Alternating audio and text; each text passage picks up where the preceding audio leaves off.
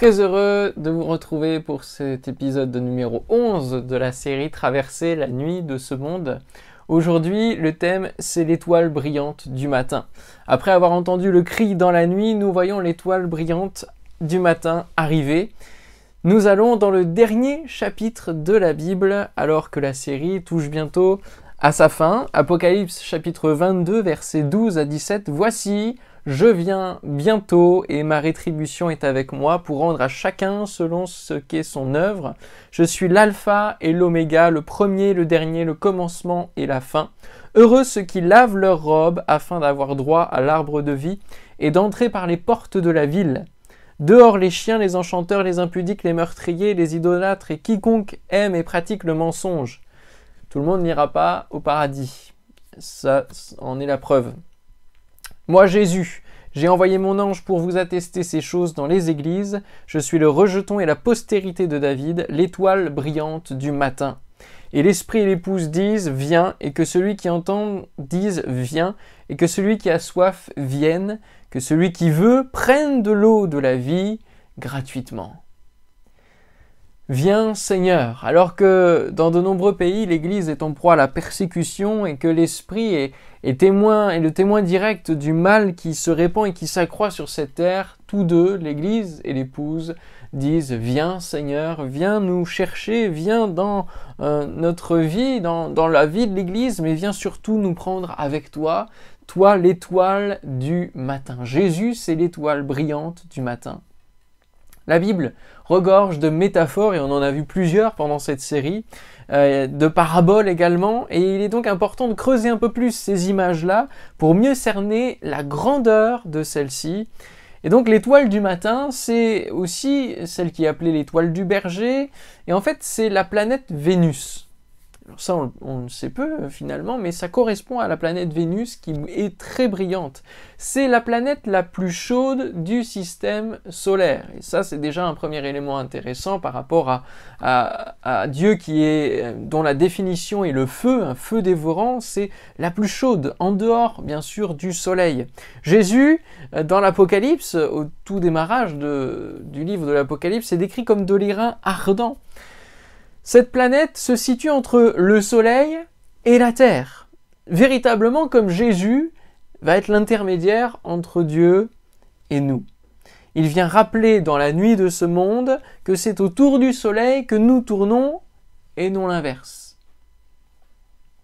Fait étonnant qui a été confirmé par l'opération spatiale Vénus Express, les jours sont plus longs que nos années. Donc les jours sur Vénus sont plus longs que nos années parce que cette planète Vénus tourne très lentement. N'oublions pas que le temps de Dieu n'est pas le nôtre et il nous faut bien l'intégrer. Et plus qu'une étoile, c'est une planète et ça fonctionne différemment. Il y a une matière solide qui est là présente et finalement, alors que l'étoile est composée de différents atomes qui s'entrechoquent et qui produisent de l'énergie et donc de la lumière, dans le parallèle que nous pouvons voir, c'est que Jésus est plus qu'un homme. Jésus est le fils de l'homme, mais il est plus que cela, il est aussi fils de Dieu. Il est Dieu. Nous pouvons lire dans 2 Pierre, chapitre 1er, versets 16 à 21, « Ce n'est pas en effet en suivant des fables habilement conçues que nous vous avons fait connaître la puissance et l'avènement de notre Seigneur Jésus-Christ, mais c'est comme ayant vu sa majesté de nos propres yeux. » C'est Pierre qui parle, l'un de ses disciples. « Car il a reçu de Dieu le Père honneur et gloire, quand la gloire magnifique lui fit entendre une voix qui disait « Celui-ci est mon Fils bien-aimé, en qui j'ai mis toute mon affection. » Et nous avons entendu cette voix venant du ciel lorsque nous étions avec lui sur la sainte montagne, le moment de la transfiguration, et nous tenons pour d'autant plus certaine la parole prophétique à laquelle vous faites bien de prêter attention, comme à une lampe qui brille dans un lieu obscur jusqu'à ce que le jour vienne apparaître et que l'étoile du matin se lève dans vos cœurs, sachant tout d'abord vous-même qu'aucune prophétie de l'Écriture ne peut être un objet d'interprétation particulière, car ce n'est pas par une volonté d'homme qu'une prophétie a jamais été apportée,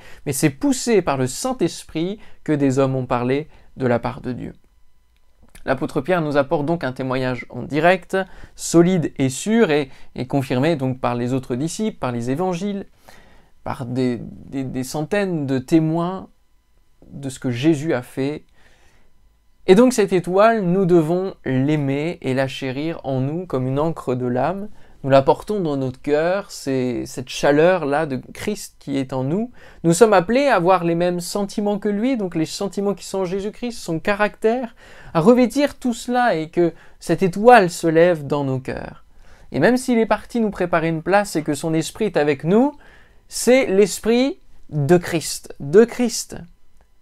Il a dit à ses disciples avant l'ascension, « Je suis avec vous tous les jours jusqu'à la fin de ce monde ». Matthieu chapitre 28, verset 20. « Je suis avec vous tous les jours jusqu'à la fin de ce monde ».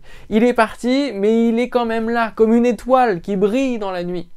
Alors on a souvent la pensée réconfortante de se dire que les étoiles sont ceux qui sont partis avant nous, nos êtres chers, et qu'ils veillent sur nous. Laissez-moi vous dire que même si on peut imaginer cela, ce qui est sûr, c'est que Jésus, lui, il est véritablement l'étoile brillante du matin, qu'il est véritablement avec nous tous les jours par son esprit, et que lui, il va bientôt revenir, qu'il est celui qui peut être la source de notre salut, et que c'est lui qui peut veiller sur nous, sur notre vie, qui peut nous garder, nous protéger. Alors concentrons nos regards sur l'étoile qui brille le plus, l'étoile brillante du matin. Elle est la première à briller dans la nuit comme une étoile et la dernière à se voir lorsque le matin vient. Ça c'est encore Vénus. Cela nous montre l'image de fidélité de Dieu. Il est là au début, nous l'avons lu, il est l'alpha, l'oméga, le premier, le dernier, il remplit toutes choses. Il nous conduit dans la nuit. Il est fidèle. Alors, conduit par l'étoile, conduit seulement par Dieu, nous pouvons lire dans Matthieu chapitre 2, versets 1 à 18. « Jésus étant né à Bethléem en Judée, au temps du roi Hérode, voici des mages d'Orient arrivèrent à Jérusalem et dirent « Où est le roi des Juifs qui vient de naître ? Car nous avons vu son étoile en Orient et nous sommes venus pour l'adorer. » Le roi Hérode, ayant appris cela, fut troublé et tout Jérusalem avec lui. Il assembla tous les principaux sacrificateurs et les scribes du peuple, et il s'informa auprès d'eux où devait naître le Christ. Ils lui dirent à Bethléem en Judée, car voici ce qui a été écrit par le prophète, « Et toi, Bethléem, terre de Juda, tu n'es certes pas la moindre d'entre les principales villes de Juda, car de toi sortira un chef qui paîtra Israël, mon peuple. » Alors Hérode fit appeler en secret les mages et s'enquit soigneusement d'auprès d'eux. Depuis combien de temps l'étoile brillait ? Puis il les envoya à Bethléem en disant « Allez, et prenez des informations exactes sur le petit enfant. Quand vous l'aurez trouvé, faites-le moi savoir afin que j'aille moi aussi l'adorer. » Après avoir entendu le roi, ils partirent, et voici l'étoile qu'ils avaient vue en Orient marcher devant eux jusqu'à ce qu'étant arrivée au-dessus du lieu où était le petit enfant, elle s'arrêta. Quand ils aperçurent l'étoile, ils furent saisis d'une très grande joie. Ils entrèrent dans la maison, virent le petit enfant avec Marie, sa mère, se prosternèrent et l'adorèrent. Ils ouvrirent ensuite leur trésor et lui offrirent en présent de l'or, de l'encens et de la myrrhe. Puis divinement avertis en songe de ne pas retourner vers Hérode, ils regagnèrent leur pays par un autre chemin. Lorsqu'ils furent partis, voici un ange du Seigneur, un ange qui peut aussi être comparé parfois aux étoiles, apparut en songe à Joseph et dit « Lève-toi, prends le petit enfant et sa mère, fuis en Égypte et reste-y jusqu'à ce que je te parle, car Hérode cherchera le petit enfant pour le faire périr. » Joseph se leva, prit de nuit le petit enfant et sa mère, se retira en Égypte. Il y resta jusqu'à la mort d'Hérode afin que s'accomplisse ce que le Seigneur avait annoncé par le prophète. « J'ai appelé mon fils hors d'Égypte. » Alors Hérode, voyant qu'il avait été joué par les mages, se mit dans une grande colère et il envoya tuer tous les enfants de 2 ans et au-dessous qui étaient à Bethléem et dans tout son territoire, selon la date dont il s'était soigneusement enquis auprès des mages. Alors s'accomplit ce qui avait été annoncé par Jérémie le prophète. On a entendu des cris à Rama, des pleurs et des grandes lamentations. Rachel pleure ses enfants et n'a pas voulu être consolée parce qu'ils ne sont plus. Voilà un grand texte que j'ai lu, mais qui nous montre l'histoire d'une étoile qui est là dès le début de la vie de Jésus sur cette terre. Les mages sont donc conduits par cette étoile et arrivés au lieu, dans le pays, ils demandent autour d'eux. Et dans cette histoire, même s'il fallait que Jérusalem soit complètement bouleversée par cette nouvelle, le fait qu'ils demandent à n'importe qui a fait que l'ennemi s'est réveillé et cela a provoqué la mort de nombreux enfants innocents, comme nous l'avons lu alors qu'il n'avait peut-être qu'à attendre que l'étoile se lève et brille à nouveau. Cela représente notre dépendance à la volonté de Dieu dans toute notre vie et dans cette nuit de ce monde. Nous suivons Dieu dans son appel à le suivre, à faire des choses. Nous recevons l'éclairage sur des passages bibliques qui nous entraînent dans les œuvres qu'il a préparées d'avance pour nous. Seulement, au bout d'un moment, on pense qu'on n'a plus trop besoin d'être dépendant de Dieu dans le projet et nous nous mettons à demander à n'importe qui son conseil, son choix, son aide. Et nous nous accrochons, nous dépendons d'autres personnes que de Dieu. Seulement, lorsque nous ne suivons plus strictement l'étoile, il nous arrive d'aller demander notre chemin au pire ennemi de l'Éternel. Et cela peut avoir des conséquences désastreuses dans les vies ensuite, ou en tout cas peut amener à l'extinction même des projets et des œuvres dans lesquelles Dieu nous emmène. Nous aurons une bonne étoile. Vous connaissez cette expression, hein, avoir une bonne étoile. Nous pourrons avoir une bonne étoile, c'est-à-dire avoir l'étoile de Christ dans nos cœurs, si nous sommes alignés avec elle. Vous connaissez aussi cette expression de l'alignement des planètes. Il n'y a pas de notion d'astrologie et d'horoscope dans tout cela. Nous ne pouvons pas dépendre de ces éléments. Et nous devons nous fixer sur l'étoile brillante du matin, sur Jésus qui nous a donné la conduite, sa parole, et qui va nous éclairer jusqu'au bout, c'est sa promesse. Ne quittons pas donc d'un œil cette étoile qui nous mènera à la plénitude du plan divin, à voir Jésus face à face et l'adorer pour l'éternité, et ne présumons pas de nos forces spirituelles, elles nous viennent toutes de Dieu. Lorsque Job se plaignait de son sort, disant à Dieu qu'il était juste et qu'il était aligné à cette étoile en quelque sorte, Dieu va lui répondre par ces questions. Et c'est là qu'on voit la limitation, la fragilité, la vulnérabilité de l'être humain. Job chapitre 38, versets 1 à 21.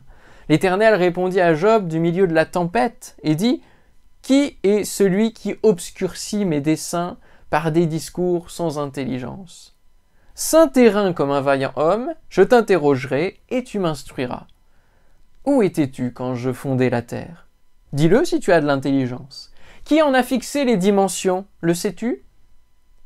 Ou qui a étendu sur elle le cordeau ? Sur quoi ces bases sont-elles appuyées ? Ou qui en a posé la pierre angulaire alors que les étoiles du matin éclataient en chants d'allégresse et que tous les fils de Dieu poussaient des cris de joie ? Qui a fermé la mer avec des portes quand elle s'élança du sein maternel ? Quand je fis de la nuée son vêtement et de l'obscurité ses langes ? Quand je lui imposai ma loi, que je lui mis des barrières et des portes ? Quand je dis « Tu viendras jusqu'ici, tu n'iras pas au-delà. Ici s'arrêtera l'orgueil de tes flots. » Depuis que tu existes, as-tu commandé au matin ? As-tu montré sa place à l'aurore pour qu'elle saisisse les extrémités de la terre et que les méchants en soient secoués, pour que la terre se transforme comme l'argile qui reçoit une empreinte et qu'elle soit parée comme d'un vêtement, pour que les méchants soient privés de leur lumière et que le bras qui se lève soit brisé ? As-tu pénétré jusqu'aux sources de la mer ? T'es-tu promené dans les profondeurs de l'abîme ? Les portes de la mort t'ont-elles été ouvertes ? As-tu vu les portes de l'ombre de la mort ? As-tu embrassé du regard l'étendue de la terre ? Parle si tu sais toutes ces choses. Où est le chemin qui conduit au séjour de la lumière ? Et les ténèbres, où ont-elles leur demeure ? Peux-tu les saisir à leurs limites et connaître les sentiers de leur habitation ? Tu le sais, car alors tu étais né, et le nombre de tes jours est grand. Nous voyons au travers de toutes ces questions de Dieu que tout cela est bien au-dessus de nous, et que nous ne pouvons pas chercher à tout expliquer, et que la foi est là pour croire dans les mystères divins qu'il a réservés comme révélation au dernier jour. Le reste de la foi va se baser sur ces paroles qui nous permettent d'avancer dans la nuit. Alors restons humbles, restons à notre place d'être humain, ne sachant pas tout et ne cherchons pas à tout expliquer. Alors nous pourrons apercevoir Dieu, faire lever le matin dans notre vie, dans nos cœurs. Parce que c'est lui le maître. Dieu est Dieu et nous sommes à notre place d'être humain. L'étoile peut-elle se lever dans votre cœur ? C'est peut-être la question phare de cet épisode qui va venir vous bouleverser. L'étoile du matin peut-elle se lever dans votre cœur ? Une image très belle est celle du cœur qui est comme une maison qui va contenir plusieurs pièces. Il va y avoir la chambre de la prière, il va y avoir la cuisine de la méditation de la Bible, et puis tant et tant d'autres choses. Il y a un livre d'ailleurs là-dessus sur cette image. Ne dit-on pas souvent que Jésus est entré dans notre cœur un jour lorsque nous nous sommes tournés vers lui? Le mot étoile vient probablement d'un terme qui signifie étendre, joncher, meubler, arranger son lit. Comme les étoiles qui vont meubler et s'étendre finalement dans le ciel tout entier. C'est le même mot qui évoque ce qu'ont fait les gens lorsque Jésus était monté sur un ânon et entré dans Jérusalem. La plupart des gens de la foule étendirent leurs vêtements sur le chemin, d'autres coupèrent des branches d'arbres et en jonchèrent la route. Voilà ce même mot.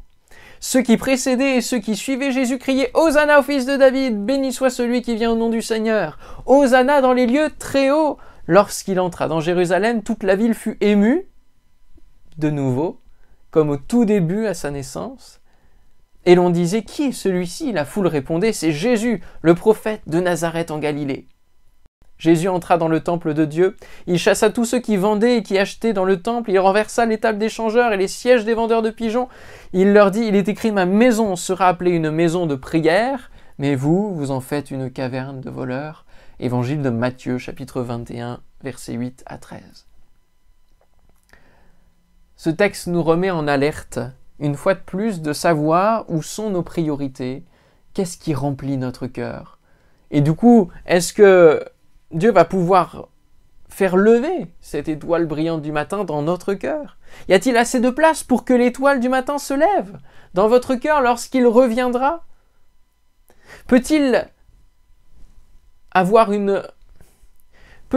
une entrée triomphale ou doit-il faire des efforts pour passer entre nos intérêts, nos commerces illicites, nos compromis, nos manques de pardon? Doit-il faire la queue derrière la liste de nos amis Facebook ou de nos abonnés Instagram? Faisons de notre vie personnelle une maison de prière, une maison propre, bien ordonnée. Cela prend du temps, mais cela est nécessaire, parce qu'une des promesses qui est faite dans l'Apocalypse à l'église de Thyatire, Apocalypse chapitre 2, verset 28, « À celui qui vaincra et qui gardera jusqu'à la fin mes œuvres, je donnerai autorité sur les nations.